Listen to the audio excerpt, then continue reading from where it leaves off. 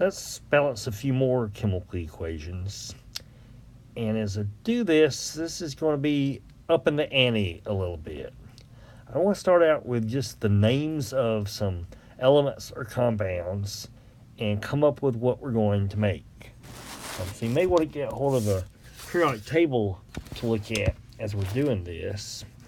So let's say we want to react some yttrium with some fluorine. And let's try to predict what we're going to make. So yttrium is element number 39. It's in group 3b. Fluorine is element number 9. It's in group 7. Now, one thing to note, if we're doing a chemical reaction between these elements, if we find fluorine in nature, it always comes as a diatomic molecule. It's always F2. So these molecules are diatomic molecules in nature. Hydrogen, nitrogen, oxygen, and the halogens. Fluorine, chlorine, bromine, and iodine. If you come across these as elements in their pure form, they're always going to be diatomic molecules. So we're going to make some sort of yttrium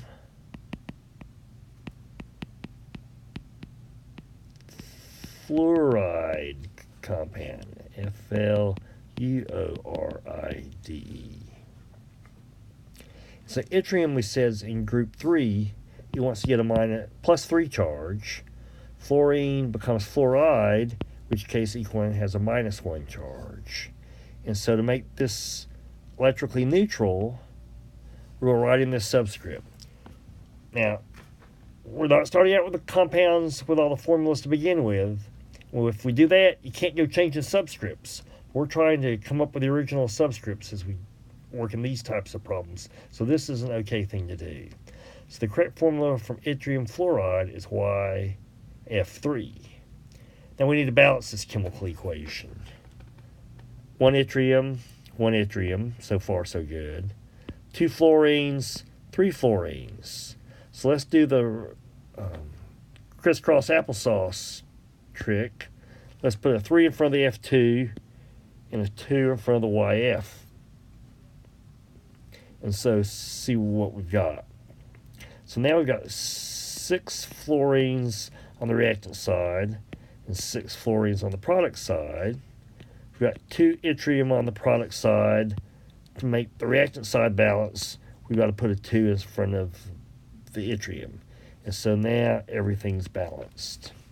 So that's how we go about making yttrium fluoride, and we could call this a combination reaction.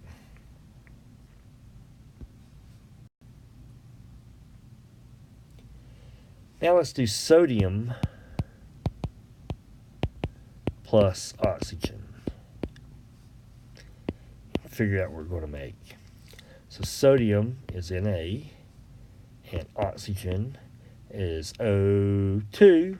It's one of that list of diatomic molecules that we find in nature when we find these particular elements. And we want to make some sort of NaO compound, sodium oxide. So we need to come up with what the subscripts are for this sodium oxide. Sodium is element number 11, so when it makes an ionic compound, it's going to have a +1 charge. Oxygen is in group 6. It's going to have a -2 charge. And so to write the balanced formula for sodium oxide, it's going to be Na2O. I've got 2 times +1 is +2 for my sodiums. 1 times -2 is -2 for my oxygen. So my charges balance give me this neutral compound. So that's the correct chemical formula for sodium oxide. But we want to balance the chemical equation. 1 sodium on the left, on the reactant side, 2 on the right, on the product side. I need a 2 in front of the sodium. 2 oxygens on the left, Oops, I've only got 2 oxygens on the right. So I need more oxygens on the product side. Let's put a 2 there. So now my oxygen's balanced, but my sodiums no longer are. I've now got 2 times 2 is 4 sodiums on the product side. So that means I need to change that 2 in front of the sodium on the reactant side to a 4. So now I got 4 sodiums and 2 oxygens. 4 sodiums and 2 oxygens in this combination reaction. And all is balanced.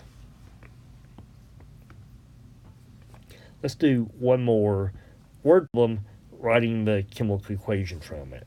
Let's do the combustion of butane. The combustion of butane. Butane is C4H10. It's a hydrocarbon. It's also an alkane. And when it's an organic compound, when you combust those, you're going to burn it with oxygen. And the products are carbon dioxide and water. So let's balance it. 4 carbons on the left, and we got 1 on the right. So that means on the product side in front of CO2, I need to put a 4. I've got 10 hydrogens on the reactant side. Right now, I've got 2 hydrogens with water, so we'll put a 5 in front of that. So now I got 4 carbons and 10 hydrogens. I've got 2 oxygens on the reactant side. I've got 4 times 2 is 8 oxygens plus 5 oxygens. That's 13 oxygens on the product side. So I can balance that by putting 13 halves in front of the O2. So now I've got 13 halves times 2 times O2. That gives me 13 oxygens. And so everything is balanced. If you don't like the half, and a lot of times you won't see a half as part of a coefficient in chemical equation, you can multiply everything in the reaction by 2. So now I've got 2 C4H10 plus 13 O2, because 13 halves times 2 just gives me 13, reacts to make 8 CO2 plus 10 H2O. So let's check our atoms. In the butane, 2 times C4 is 8 carbons, 2 times 10 is 20 hydrogens, and 13 times 2 is 26 oxygens from my O2. Product side, 8 carbons from the carbon dioxide. I've got 2 times 10 is 20 hydrogens. And if I do my oxygens, I got 8 times 2 from carbon dioxide, that's 16, plus 10 from my water, that's 26 oxygens. So everything balances.